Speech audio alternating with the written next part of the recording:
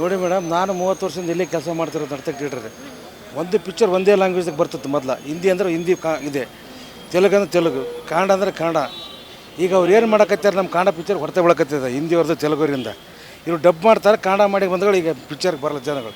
ಹಿಂಗಾಗಿ ಒಂದು ಪಿಕ್ಚರ್ನೆಲ್ಲ ಡಿವೈಡ್ ಆಗಿಬಿಡ್ತದೆ. ಈಗ ಒಂದು ಭಾಷೆ ಪಿಕ್ಚರ್ನ ಹಿಂದಿ ಪಿಕ್ಚರ್ ತಂದು ಕನ್ನಡದಾಗ ಎಲ್ಲ ಲ್ಯಾಂಗ್ವೇಜ್ದಾಗ ಬಂದುಬಿಡ್ತದೆ. ಆ ಒಂದೇ ಲ್ಯಾಂಗ್ವೇಜ್ನಾಗ ಇತ್ತಂದ್ರೆ ಜನ ಖಂಡಿತವಾಗಿ ಬರ್ತಾರೆ. ಹಿಂಗಾಗಿ ಹೊರತೆ ಬೆಳಕತ್ತಿದೆ. ಇವರಿಂದ ನಮ್ಮ ಕನ್ನಡ ಪಿಕ್ಚರಿಗೂ ಹೊರತೆ ಬೆಳಕತ್ತಿದೆ. ಕಾರಣ ಏನಿಲ್ಲ ಮೇಡಮ್, ಸ್ಟಾರ್ಗಳು ಇವಾಗ ಪಿಕ್ಚರ್ ಮಾಡಿದ್ರೆ ಇವಾಗಲೂ ಹೋಗ್ತದೆ. ದೊಡ್ಡ ದೊಡ್ಡ ಸ್ಟಾರ್ಗಳು ಮಾಡಿದ್ದಾರೆ ಕನ್ನಡ ಪಿಕ್ಚರ್. ಅವ್ರು ಇವಾಗಲೂ ಅವ್ರು ಮಾಡಿದ್ರೆ ಖಂಡಿತವಾಗಿ ಹೋಗ್ತದೆ ಪಿಕ್ಚರ್. ಆದರೆ ಇವು ಡಬ್ ಮಾಡ್ತಾರೆ ನೋಡಿ ಪಿಕ್ಚರ್, ಹಿಂದಿ ತೆಲುಗಿನವ್ರಿಗೆ ಮಾಡ್ತಾರೆ ಒಂದು ಪಿಕ್ಚರ್, ಅದರಿಂದ ಬಂದಿರೋದು ಇವಾಗ, ಬೇರೆ ಏನಿಲ್ಲ. ನಮ್ಮ ಥಿಯೇಟ್ರ್ಗಳು ಮೊದಲ ಒಂದು ಪಿಕ್ಚರ್ ಹಾಕಿದರೆ ಜನ ಹೌಸ್ಫುಲ್ ಆಗೋದು ಇಲ್ಲೆಲ್ಲ. ಹೌದು, ಕನ್ನಡ ಪಿಕ್ಚರ್ ನೀವು ಹೇಳ್ದಂಗೆ ಇವರು ಶಿವರಾಜ್ ಕುಮಾರ್ ಅವರು, ಪುನೀತ್ ರಾಜ್ಕುಮಾರು 100 ಡೇಸ್ ಮೇಲೆ ಹೋಗೋ ಪಿಕ್ಚರ್ಗಳು. ಎಲ್ಲಿ ತೆಗೆದಾಕತ್ನಾಗ ಒಂದು 200-300 ಜನ ಹೋಗೋ ಲಾಸ್ಟ್. ಇವತ್ತು ದಿವಸ ಎಂಡಿಂಗ್ಸ್ ಪಿಕ್ಚರ್ ಅಂದ್ರೆ ಒಂದು ಕನಿಷ್ಠ 300 ಜನ ಬರೋರು.